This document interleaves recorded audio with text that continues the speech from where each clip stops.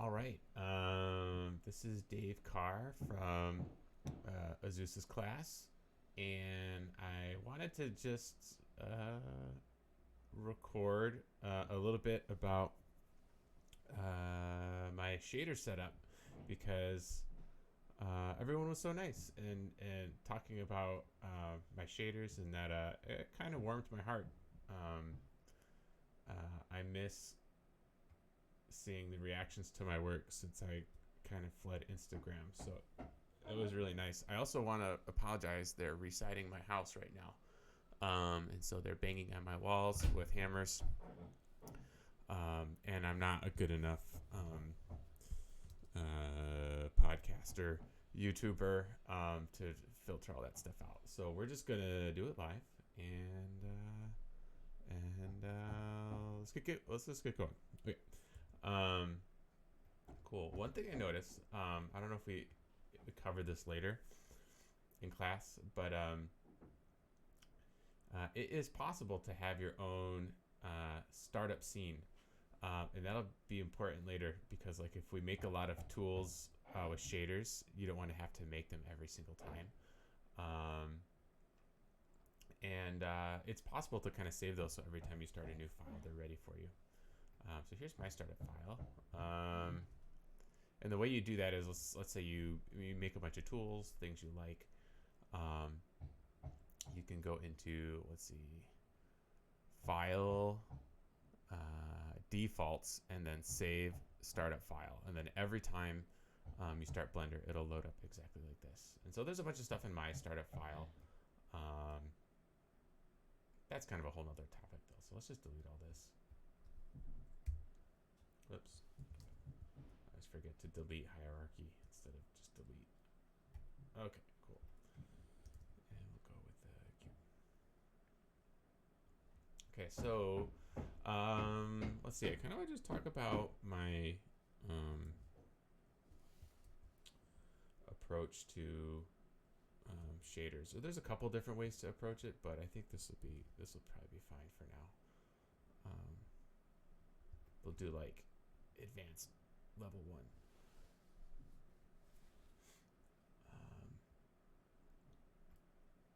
All right. So do you guys know?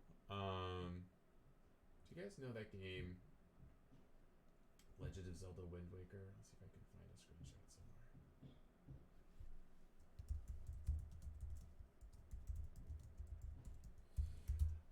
This is like one of my favorite games growing up. It's still one of my favorite games. It holds up. It is awesome. So what we're gonna do, we're gonna remake this. Excuse me. We're gonna. I'll just save this image and use it as a reference. Let's see. Save as tab. Cool.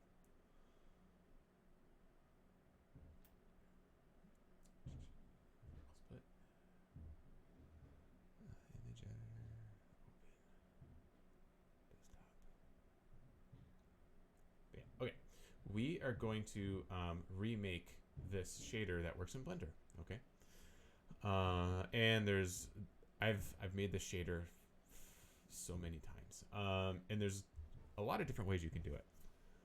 But let's kind of talk about methodology first. I like to approach shaders a lot like you would approach something in Photoshop.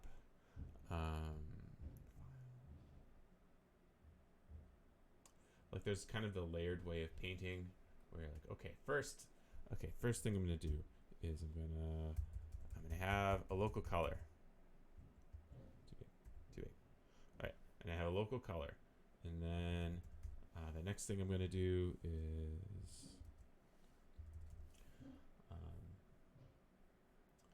I'm gonna do a multiply layer over it. Oops, clipping layer. Oh, why are you making that noise? Okay. So then you're like, okay, then I'm going to do a multiply. Oh, yeah, I'm not clipping. There we go. I'm going to do a multiply layer over it. And, okay, then I'm going to do key light. I'm really sorry for the people who are like really great painters out there. This is probably really frustrating watching this. Okay, so kind of this setup where you have your you have a color, and then you create a mask, and then you do kind of like a blend mode layer over that, and then you do a blend mode layer over that, and then you just kind of build up the sophistication of whatever it is you're painting. We're gonna do the same thing with shaders. All right, cool. So over the course of remaking this shader, we'll go through a couple. Go through a couple of them. Okay, so first thing we're gonna do is make a new shader. Cool. And I like to, when I'm making a new shader, kind of have a couple different shapes all at the same time. Let me just double check they're sharing. Yep. I like to have a couple primitives that are all sharing the shader, because sometimes you'll be working on something and it'll look pretty good, like what you want it to be, and then when you I'll be working on something on a sphere and it looks good, and then I put it on a cube, and the way that things are mapped, it looks ugly. So sometimes I like to do this, and this little bean shape is good too for like weird amorphous objects. Okay, so we got our basis color covered. All right, so let's kind of talk about what's going on in here. So it looks like we have a local color, and then we have a shadow side, which is treated one way, and we have a key light side that's treated another way. So we need a way to differentiate between those two, which we know. We did that in class. And then we have, it looks like Fresnel effect on the outside of both the lit side and the unlit side. And then on the shadow side, it looks like things that are pointed up are getting like a little bit of a blue cast on all the surfaces pointing up, and all of the surfaces pointing down are getting a little like fake bounce light. And the stuff that's in the light, it looks like that is getting boosted. Yeah. So let's go about doing that. Okay, so first, let's just delete this. Okay, so first thing we need to choose is a local color. So we'll do RGB. All right, easy. Done. Next thing we need to do, we need to separate the light side and the dark side. So we'll do principled. You could do diffuse, BSDF or principled. Well, let's do diffuse. Why not? All right, and then we'll do the shader to RGB. Okay, so you're seeing it's not coming up in my list, and that's because I use cycles by default. So pretty much the only time I use Eevee is when I'm doing some sort of hacky cell shade thing. What are you doing, Blender?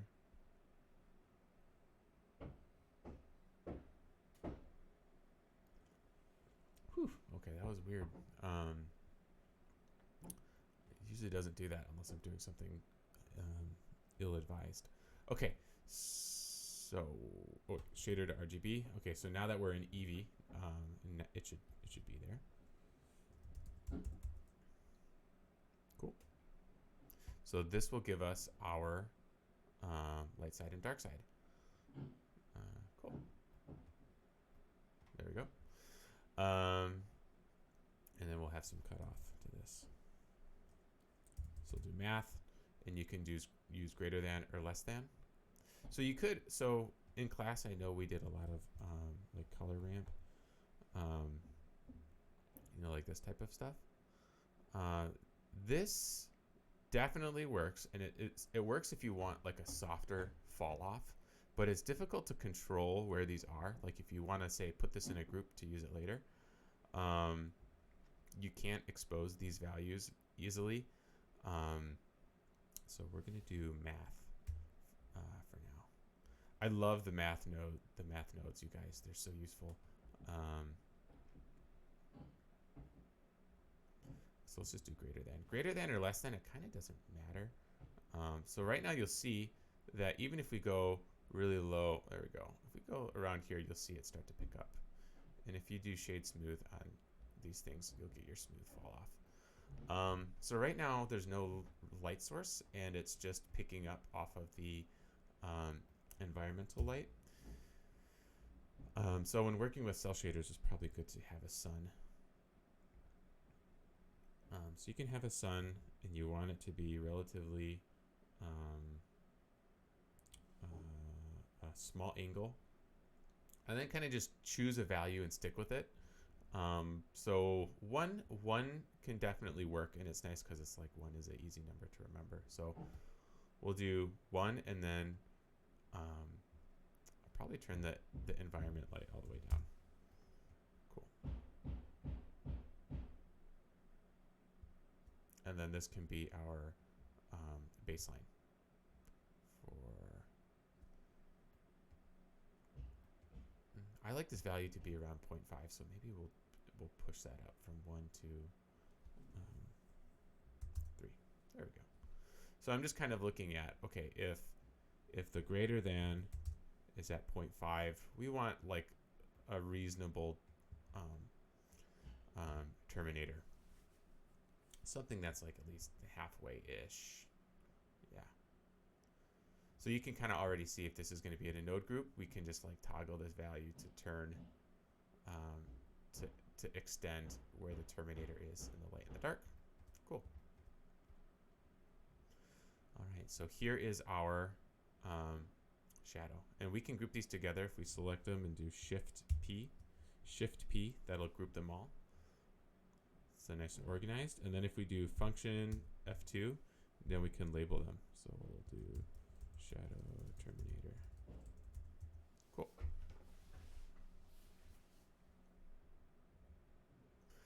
All right. So, okay, so what's the first thing we're going to do? Let's do the shadow side and the non-shadow side. And so we'll make a mix node.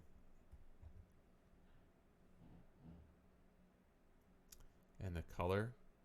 So the way to think about mixed nodes is that they're kind of like Photoshop layers, but the order is reversed. So the thing, like your base layer, like the red, is going to be channel A.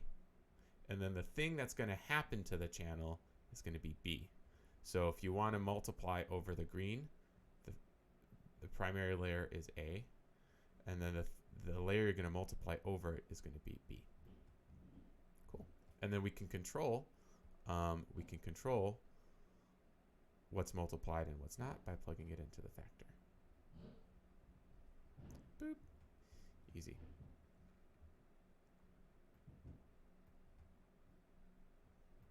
And then instead of mix, we'll do multiply.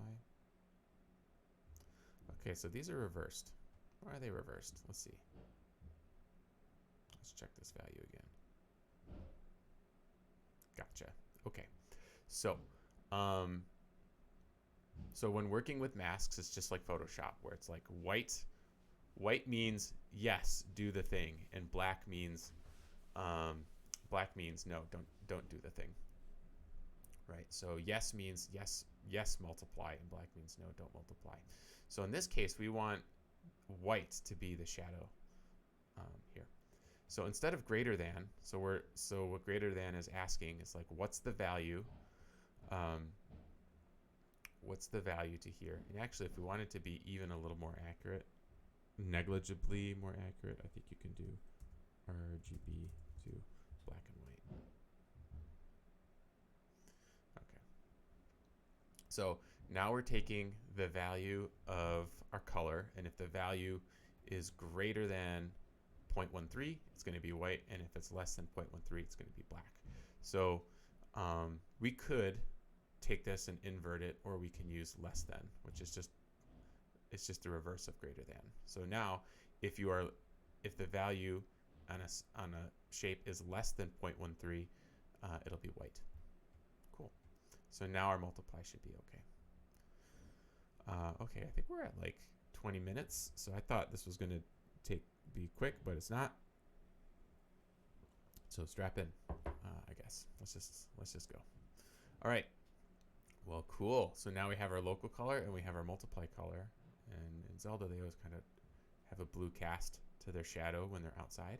So we can control that here. All right. Off to the races. Now let's do things pointing up and things pointing down, because this is really useful. I think I've seen a lot of people do this in class. I haven't seen as many people do the pointing up and pointing down thing. Okay, so we're gonna use a new node. This is my favorite one. Texture coordinate is my favorite node. So this is usually how you would see, like if you're doing an image texture, you would map it to the UV or maybe like object. But all of these can be super handy. So for instance, we'll use this one later for fun. As a fun extra is generated. So generated gives you a gradient in all directions. And they use the different color channels to choose the different gradients. So here, check this out. So if we do say separate XYZ, so this will take our color data and then separate it into the X, Y, and Z. So here, so X, this is just giving us a gradient along the X, and then Y does the same thing, and then the most useful is Z, which is going to be up and down. So this will give us our Z gradient. So this is a really easy way, if you just want to fake gradients in your local color, you could do this and then attach it to a mix node. Yeah, and it's super easy. And this is cool too because it stretches. If you have like weird shapes, like this bean, it kind of stretches to fit the whole shape. So it kind of auto adjusts the gradient.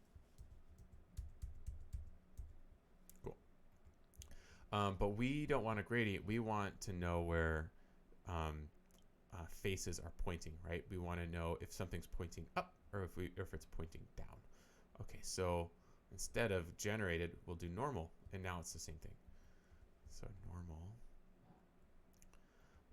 So now if a face is pointing up, it'll be white. If it's pointed down, it'll be black. And so an important distinction here is that generally Blender shows 1 as white, and it shows 0 as black. But there's actually more than that, where these values can be greater than 1, and they'll still be white, or they'll be glowing. If they're like, if this is a value of like 3, it'll be emissive. So if I just take a number like this value, let's say 10, and if I plug this in, they'll be glowing. I don't have bloom turned on. Right here, if I do cycles, where's my cube? Yeah, so you can see it's lighting up this material. So that's another thing, is you don't actually need to plug in shaders, shader data into your output. You can plug in all sorts of things in there. Okay, so sorry, that was a little bit of a tangent. So all that is to say is that when you see black, these values aren't necessarily 0. They can be negative. And in fact, for normals, something pointing down goes into the negative. So on our sphere down here, this is actually -1. It's not 0. And we can see that if we remap it. Or sorry, I'm using I'm like half converted into Unity's shader graph, and they use slightly different names for these things. Okay, so if we say go from -1 to 1, which is the whole range of this, we want you to remap that from 0 to 1. Cool. And so now this shows that there is actually more data here that we can expose if we kind of remap it. Cool. So now we want a mask of things pointing up and things pointing down. Okay, so, and we want a smooth fall off. Like we could have like a really rigid fall off, like everything pointed up at least a little bit. There's going to be another like hard line shape if we want it to be graphic, but we're going to follow this example and we want it just a little bit. So, so I think we can actually use just this. So this is going to be our mask pointing up, and then we want another mask pointing down. So let's see. Let's see what happens when we invert that.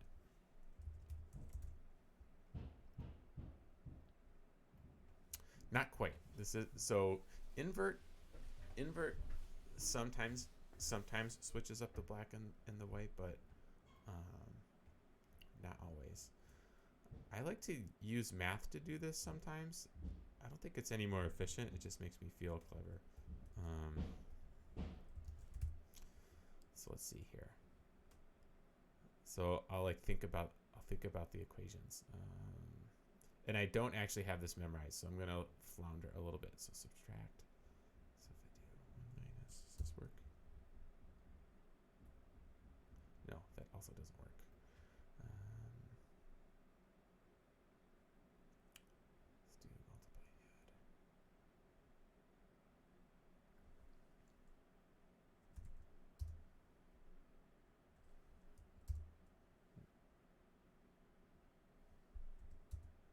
Oh, okay. Is that right? Yeah. Okay. So it's just a, we don't even need to do that. We can just multiply by -1. Okay. So what's happening here is like, let's think about kind of the math, right? So if you're up here, this was a value of 1. And this is kind of like overkill for what we're doing, but this is a good thought process for when things are confusing. Okay, so if you're up here, this is like a value of 1, and we want it to be less than 0. So if we do 1 times -1, then it'll be -1, so that'll be black. And then this is 0. So 0 times -1 is going to be 0, so this will be black. And then down here is -1. And if we do -1 times -1, that'll be 1, which is what we want. And so when we plug it in, that's the result we get. Cool. Yeah, I find it kind of pleasant to like revisit, elementary school math, and not let that part of my brain die. Okay, cool. So now we have, that's our downward facing mask, and this is our upward facing mask. So let's make a node group out of this because we might use this frequently. So we'll select all these and do Control G, and it'll take you here. And then this will give you, this is like inside the group, and then you can have the outputs. So we'll do a more advanced version of this later, which is going to be like inputs will come into the group here, and then outputs will come out there. And then we can name these. All right, so node group, cool. So right now it's just Z, it's just copying this name, but we can say we want you to be Z up, and then we can do another one. Boop. And then this one is going to be called Z down. And this is nice for when you have a lot of messy spaghetti nodes and you don't want to be looking at it all the time, or you have something that you're going to be reusing. Yeah. And you can change the type of information for the outputs. So we have float. Float is just like a decimal number, so that's fine. And then it says value, negative infinity to positive infinity. I don't think we need that much. So let's just go -1. let's just go 0, max 0, and then or min 0, max 1. So these numbers, no matter what, even though there's more in here, it'll crunch it down to 0 and 1.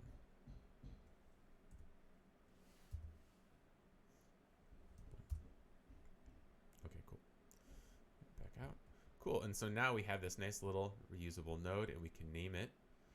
So instead of node group, we'll just say z normal. Boop. And that'll give us our up and our down. And we can, and if we want to, we can copy paste these, but if you want to find it again, if you go Shift A and then in group, it'll be right there. And I've made a lot of other groups I use for work and other things, but there it is. Cool. All right, so so we have our shadow color. Let's revisit our goal. So we have our shadow color, and we want to find the stuff that's facing up, and we want to multiply blue. All right, so we'll do, or not multiply, sorry, probably overlay or screen. So we'll duplicate this, and now we'll say, okay, instead of multiply, we want to do overlay, and we want to choose this nice light blue to make it a little brighter. Awesome. And now we need a mask to control what's being multiplied blue. And so that will be Z up. But now an interesting thing is happening where it is multiplying blue in both the shadow part and the lit part. Oh, where's my sun? Is my sun making?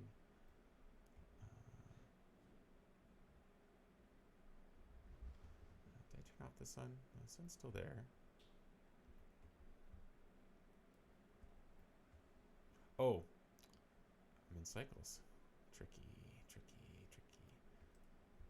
Okay, so less than. There we go. There's our mask.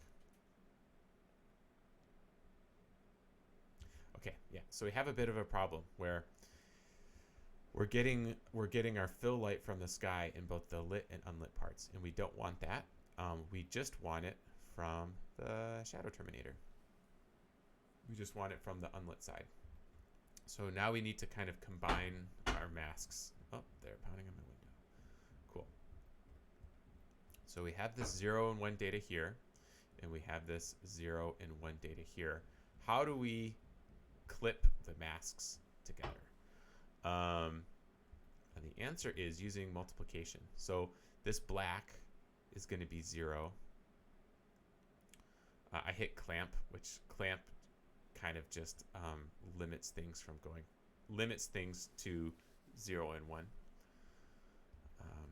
That's not really important if you forget. Okay, so we have this is 0 and this is 1, and then here we have this is 1 and this is 0. So if we multiply something times 0, answer is 0, which means if we take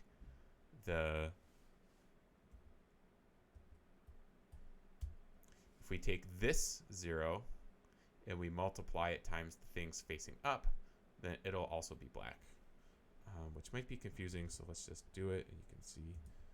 Oh, you know, I have math hotkeyed. Why am I doing that? Okay. So if we take z up, and then we multiply it times the terminator, the results should be this, which is what we want, right? Things that are in the shadow, that are in the shade, and pointed up. Cool. So this is our new mask. All right, so connect this, connect this. Yeah, voila. Okay, so now things pointed up in the shadow are going to be overcast blue. Right on. All right, and now we just have to do the reverse for things pointed down, right? So we'll just make it's like another Photoshop layer. Boop. And now instead of using our Z up mask, we'll use our Z down mask. So we'll copy that, Z down, multiplied by that mask. And we'll just double check to make sure we're not going crazy. Yep, these are all the things pointed down that's in the shadow side. And now we'll do I always fluctuate on what I want this to be. Sometimes I do overlay, sometimes I do color dodge. I guess it just depends. Like you can complete, like if you paint this way, like the Tonko house sort of way, you can totally recreate your painting workflow in a shader like this. Cool. So that's pretty close. Yeah, that's pretty close. Cool. So shadow side pretty much done, and then we can do a Fresnel mask as well. So there's two ways to get Fresnel. There's the Fresnel shader or Fresnel output like this. There's another one that I prefer called layer weight. I find that the fall off is a little more adjustable, and it has a Fresnel output, which is the one we just saw, and it also has this facing output. And you can blend it this way, and then you can also blend it with the color ramp if you want to smush it to the side, because it's a little faint. Oh, too much. So we probably want white and black.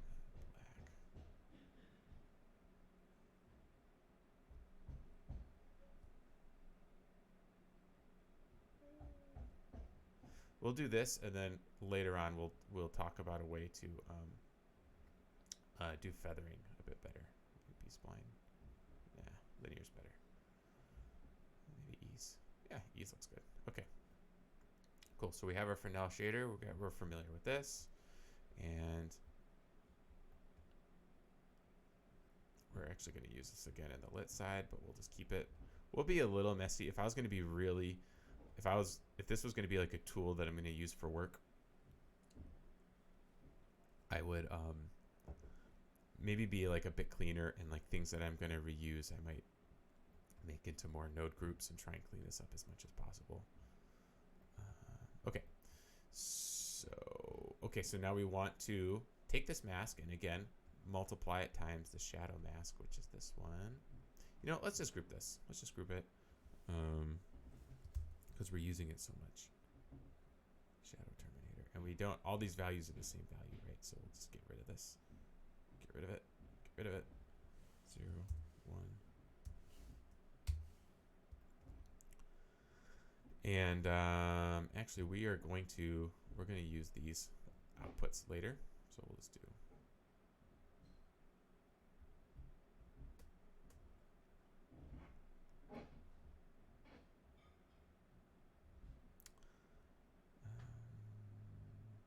Yeah, this is going to be a little confusing, but don't worry about it just yet. We'll talk about it later. Sorry.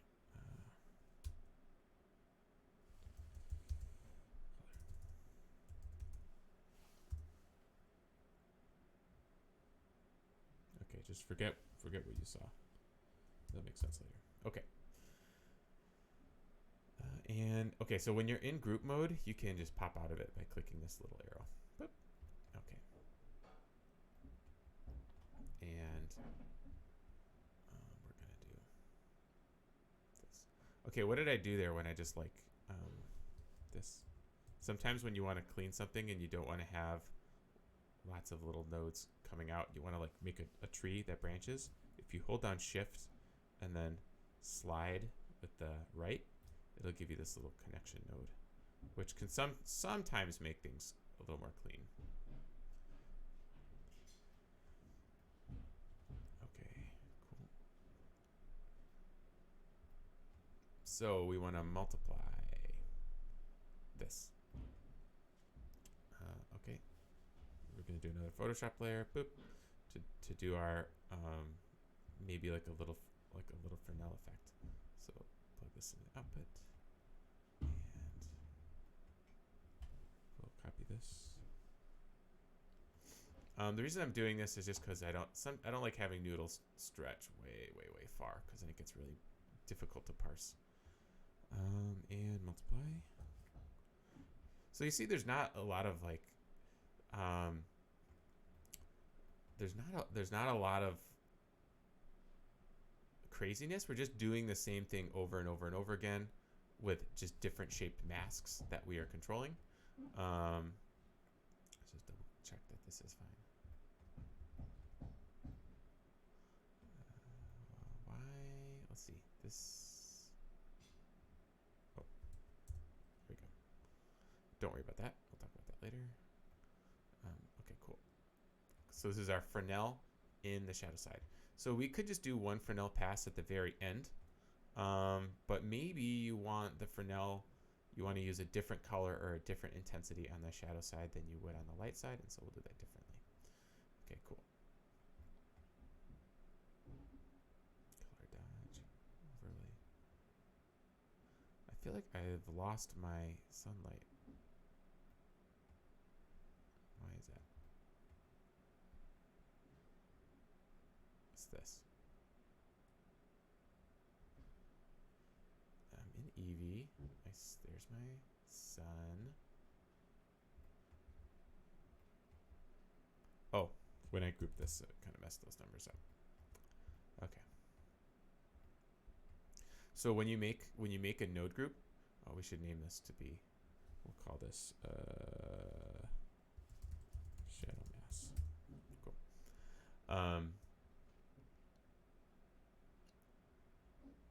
When you make a node group, you can set like default values for when you make new ones, and so I should actually change that right now. So to get inside of your node group, you just click on this little thing in the upper right. Cool. And so this is our sockets. Okay, so this is our output. These are our inputs. And so color, you can say default. The default should be 1. Cool. And now that'll stop happening to us. Okay, and then we'll just plug that in. Plug it in. All right. Yeah, now you can see we have like a Fresnel effect. And then overlay, this will probably be something bright. And maybe desaturated. And maybe we want to throttle the area of influence. And there you go. All right, shadow side, done. Now we got to do the light side.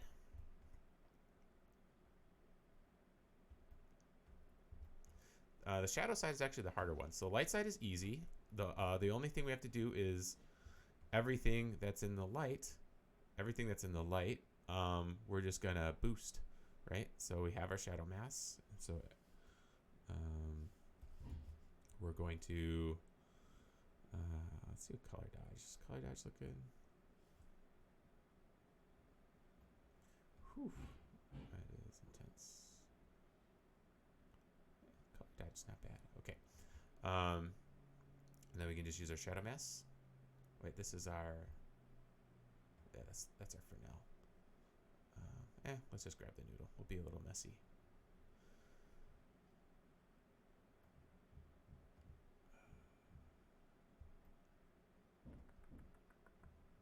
So let me see what this is giving us again.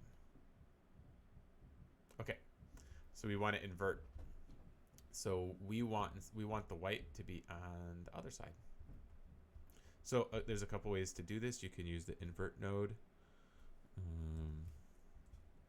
invert color. You can use math, like we said. Let's just do invert color because we've been going for a long time and I'm feeling a little lazy. So we'll do that. Cool. And now that's pretty intense, but that's kind of what they've got. Maybe it's desaturated a little bit.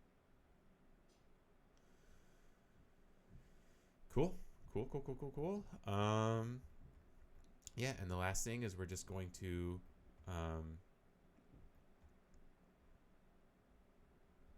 the last thing we do is just the Fresnel on the lit side, which is basically what we did over here. We're just going to use this inverted shadow mask. So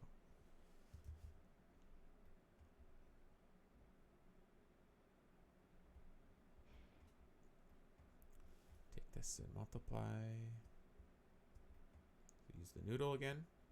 And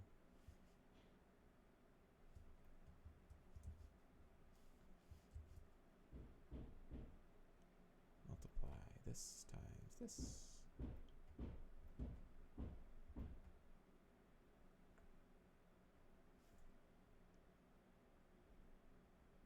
All right, and It's there. It's just faint, I think. How did I do it last time? Did I do... I think I did overlay. Okay.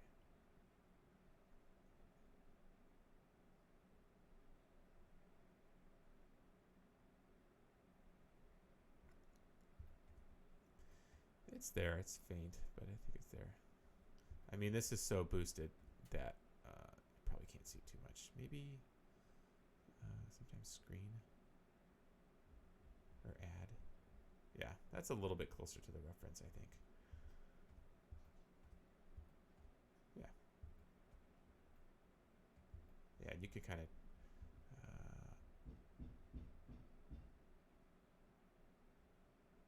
there. Cool.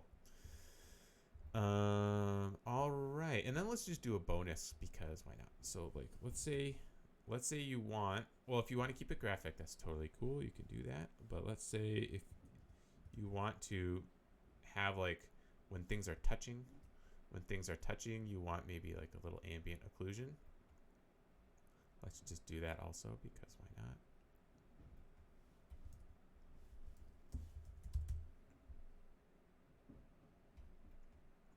You guys know this node. I think we use this a lot. So this will just give you your ambient occlusion mask. Oh, I should say, I'm in 4.3, but all this was nothing is new to 4.3, so this should all work in 3.6 or whatever you choose to use. Okay. Cool. So this is giving us our ambient occlusion here, and then I like to invert that.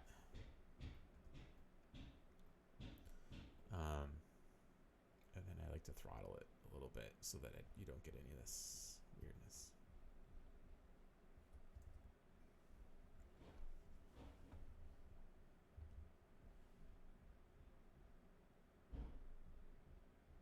Cool.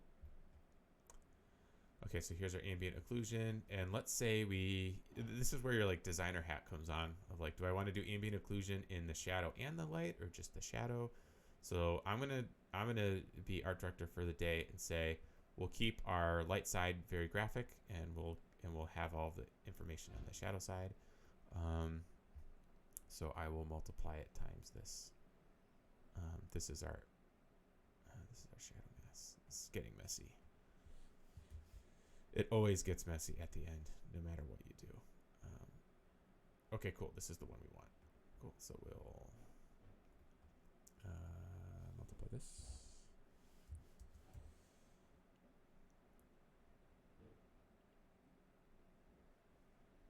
Cool. So here's our mask. It should only be in the shadow side. Another Photoshop layer. Boop. And then we'll say we'll just do multiply.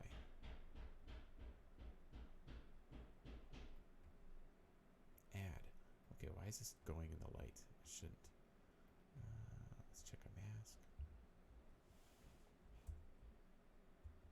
Oh, maybe I'm seeing. Okay, I'm seeing this is from the previous. This is from the Fresnel, not the ambient occlusion. Yeah, it's getting confused. Okay, instead of add, we'll do multiply, and maybe something juicy like a purple.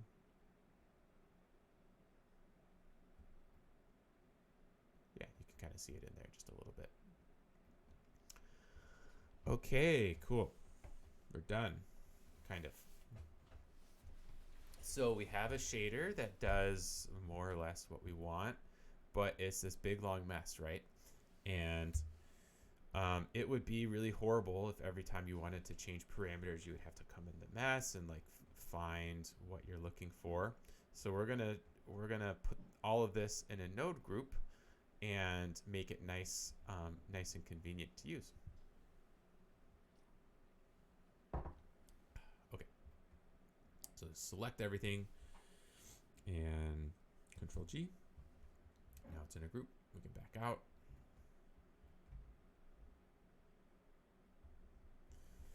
And we can rename it. Let's call it Wind Waker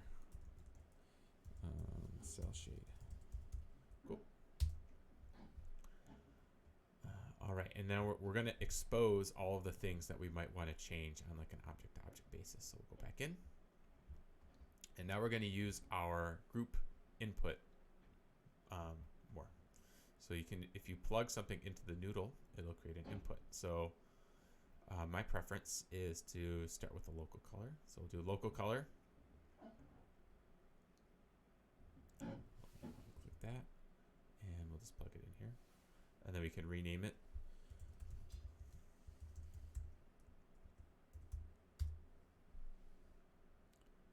And I'm just going to choose something. I'm going to choose our link green. Cool.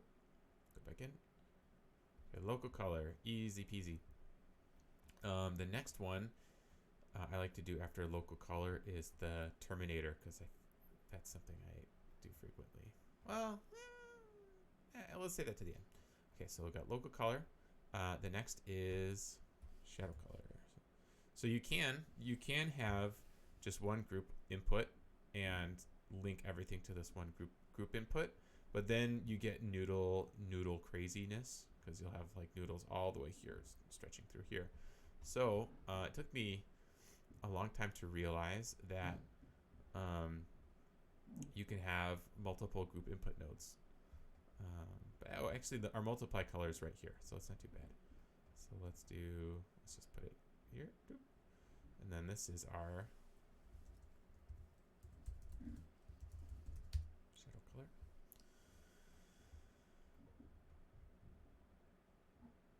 All right, so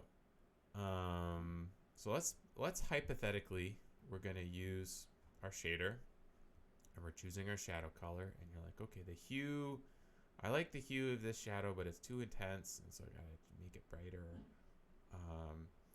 Sometimes it's nice to go a little overboard on something and then feather it back, and it can be a pain in the butt to do that all with your color choice, and you certainly can do it with your color choice, but it can just be a pain. So one thing that's nice to do is put a little like intensity dial, and this is something I do a lot. So if you get a mix node, so you're probably familiar with this mix node, which is color, but there's another. You can also mix vectors, and you can mix floats.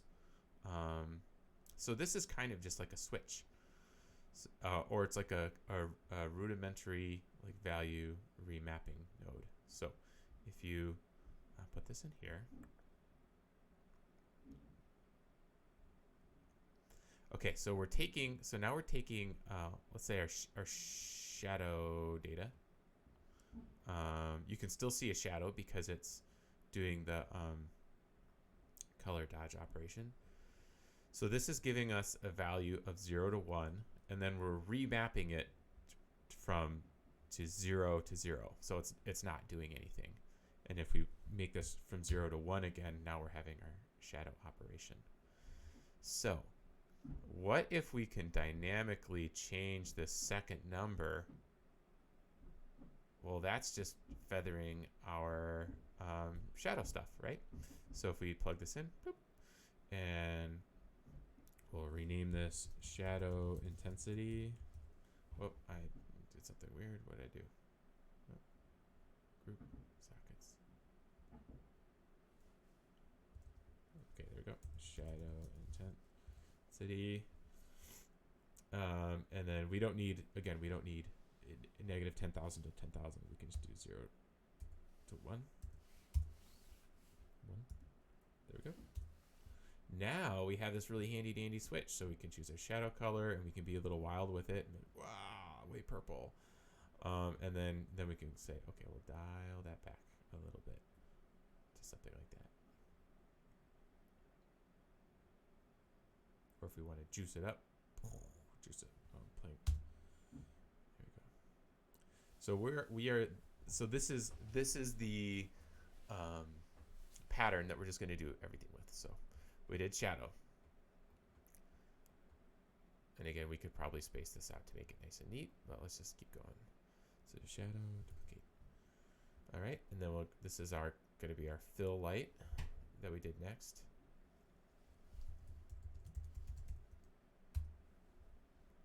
Fill light. color. And then good. Then put this here. Put this here. It's our fill intensity. Get 0 to 1.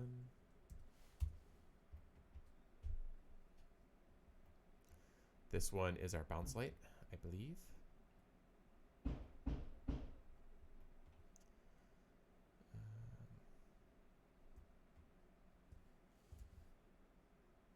I know this is probably getting super hard to parse because it's really messy. Okay, so we'll have this is our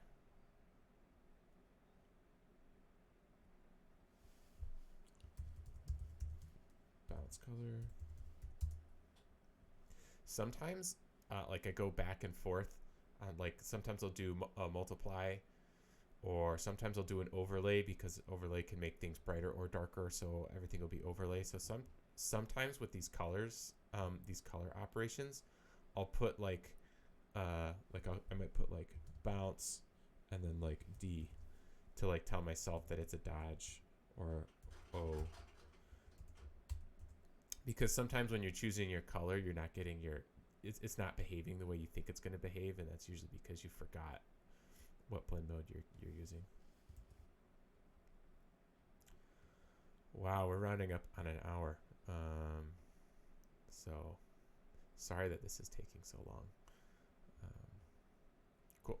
So this goes here, this goes here. This is our bounce intensity.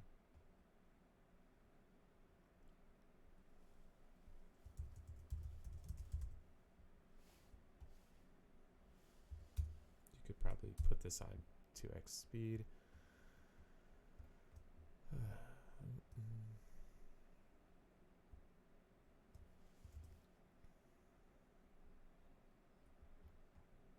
It's getting dense. It's getting dense in here.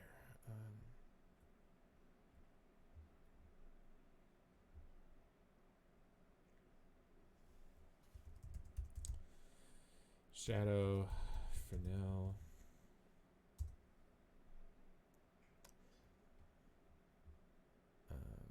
Yeah, and I kind of find that there's like a balance to how many controls you put.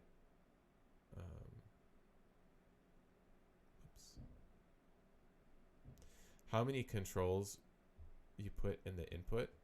Because on one hand, you're like, I might want to change this later when I'm working, and so you'll make everything super adjustable and super modular. But then the node becomes a pain to use because there's just so many decisions you have to make every time you make a new material. Oh my gosh, I should have left myself more space. Usually I do this sort of thing as I go, to avoid the constant like changing of noodles. Okay, this is the shadow for now. Intensity. Almost done. Almost done. The final lap.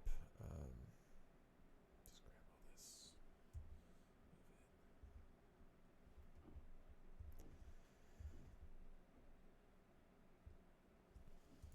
Duplicate. This. Okay. This is the key light. Okay, it's the key light. The key light intensity.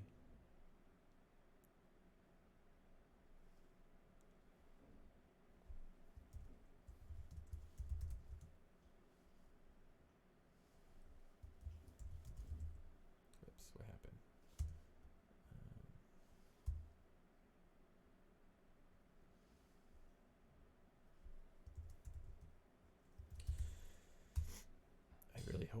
I really hope that this doesn't get corrupted and have to do it all over again. Let's see. That's the key light, and then this is the. Okay, this is the key. This is the lit Fresnel.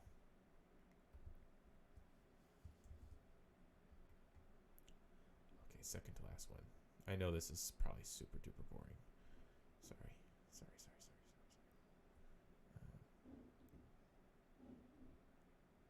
That's the intensity. Boop, boop. And plug this in. I probably didn't need to separate the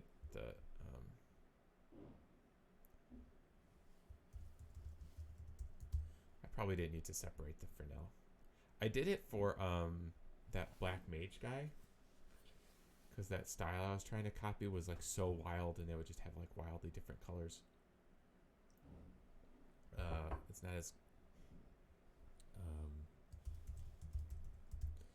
kind of naturalistic as this Zelda is.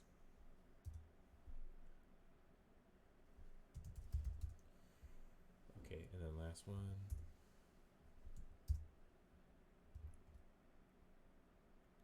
Overlay.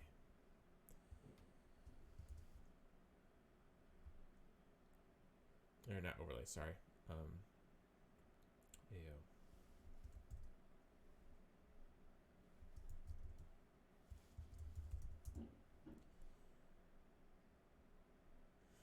You could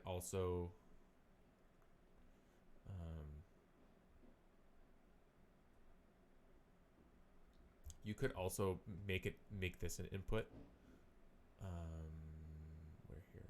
This distance, and that will kind of change the ambient occlusion blend, but I don't have to do that much, I don't think. AO color, AO intensity.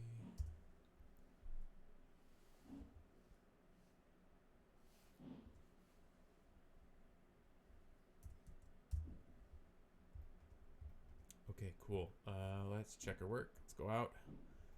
And here is our new giant mega Wind Waker node. Okay, so local color, shadow intensity, fill light color. This is the thing that goes on the top.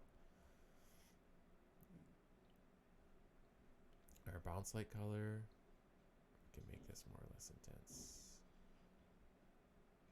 Oh, one of the nice things about doing those limits, like I showed you, these ones, 0 to 1, makes it so that you can just kind of like just grab and go wah, and it'll stop at 1, and it won't go to like 30 and then you have to go in and manually type 1.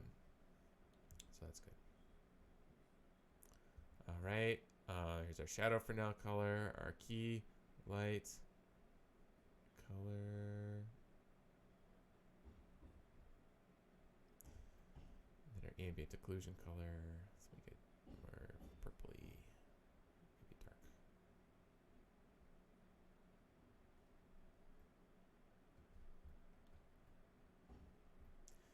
Cool.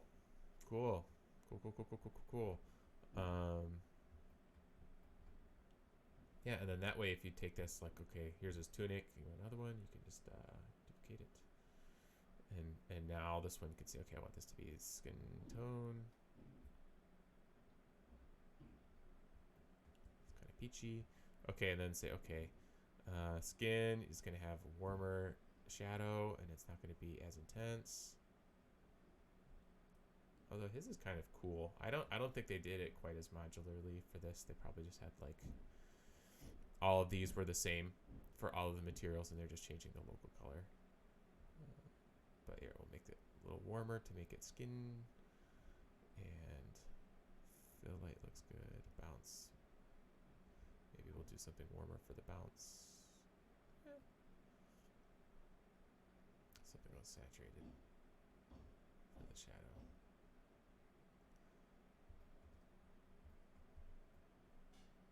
Yeah.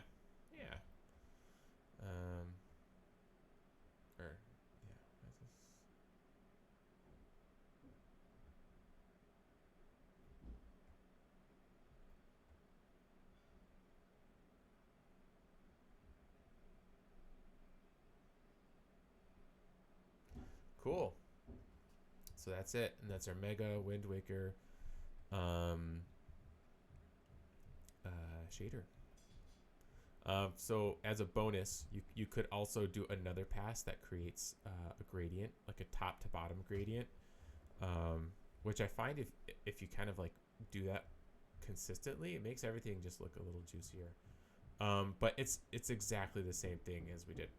It's just another step and more inputs. And I'm sure everyone's super bored by now, so we'll not do that.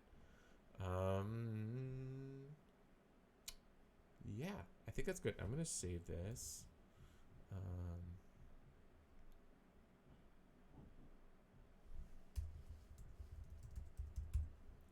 And I'll share this out in the Discord if people want to poke around.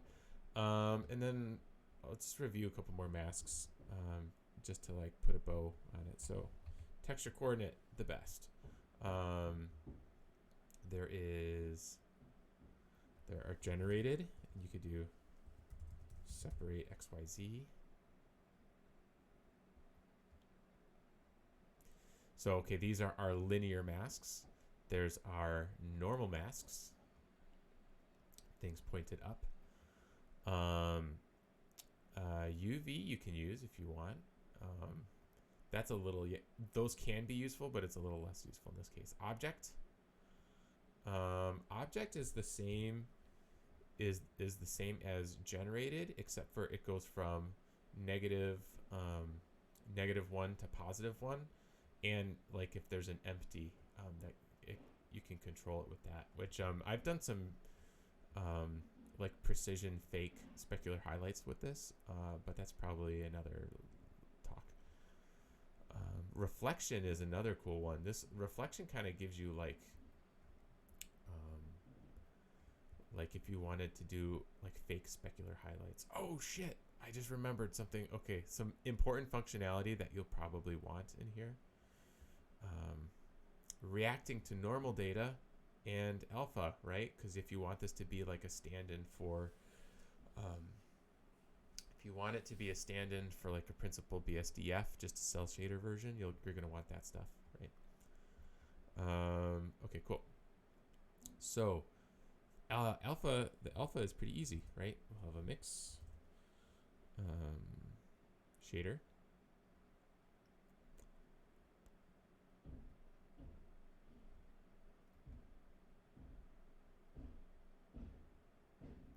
And okay, so now it wants the result. It doesn't want to color. It wants it to be a shader. So we'll do shader. Okay. Sometimes if these don't match up, it'll let you do it, and sometimes it will fight you. Okay, so we're just mixing the shader. So one is a color, and then the other thing we want is a transparent shader.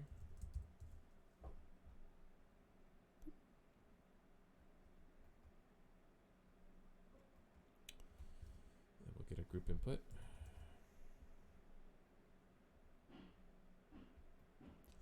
And then we'll do this.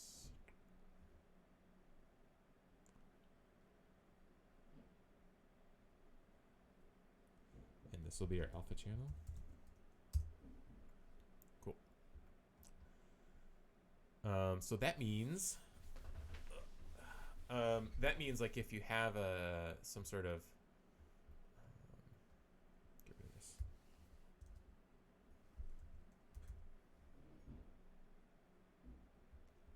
If you have an image texture or you have something like this.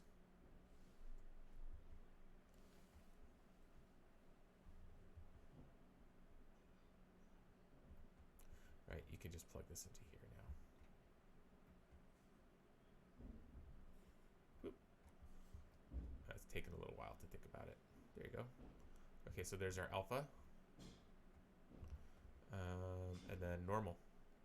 So normal is a little tricky, right? Like where so the normal data would affect what's going on with the shadow, the terminator. Oh, that reminds me of another thing that I forgot to do. So that means that it's in here.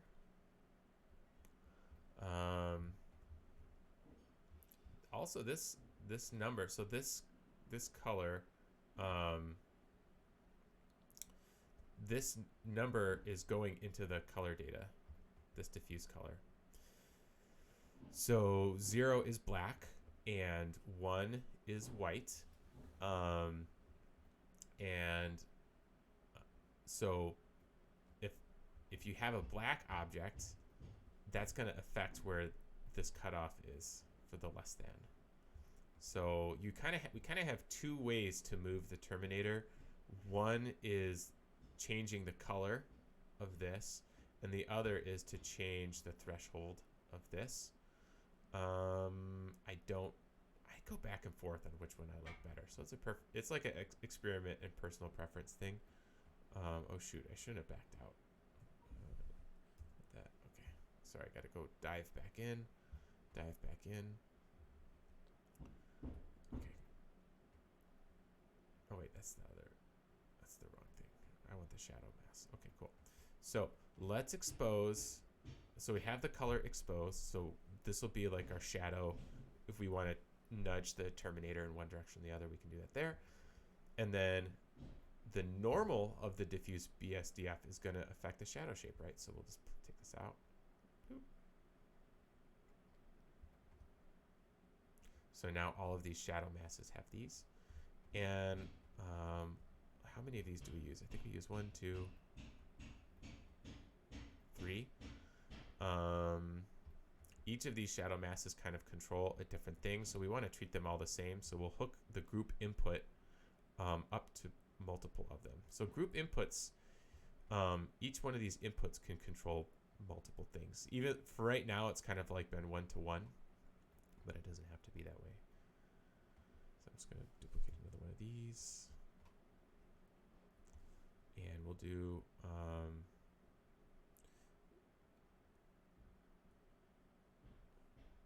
so we have another socket. So we're going to move this up. You can move these up by dragging and dropping, I think. Yeah, dragging and dropping in 4.3. Otherwise, I think they had arrows. You have to click the arrow. So this socket is going to be Terminator nudge. Why not?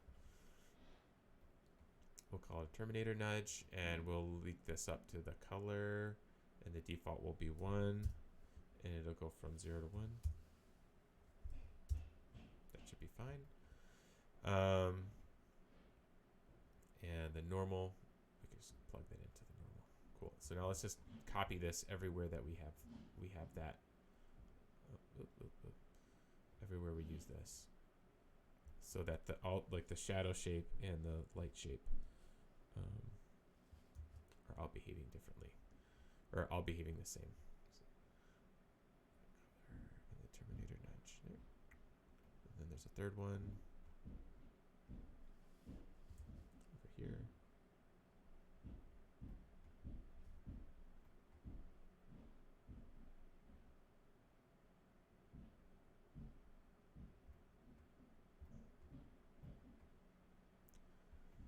Okay, I think we're there. I think that's it. Cool. So now, if we say, go back to our old friend Fornoy. What's a good one? Oh, we'll just do regular. Bump.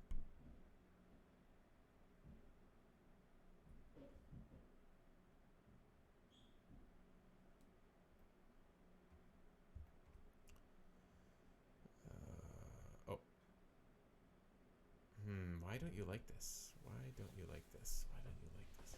What happens if I unplug it? Fucked something up. What did I do?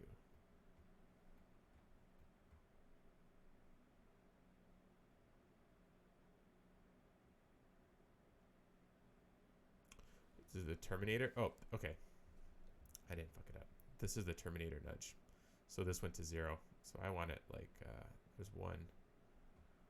So yeah, now if we move the Terminator nudge, we can make it bigger or smaller. Let's just leave it at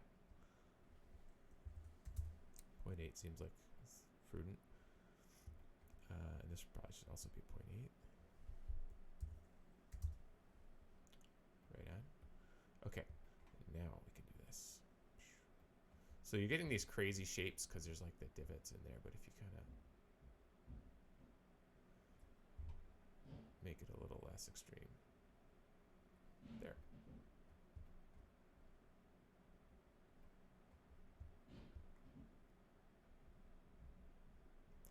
It's getting a little jaggy, but it'll work.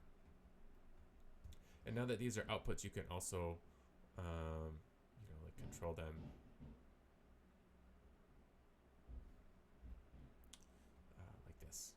So you can take image textures and put them in there like this.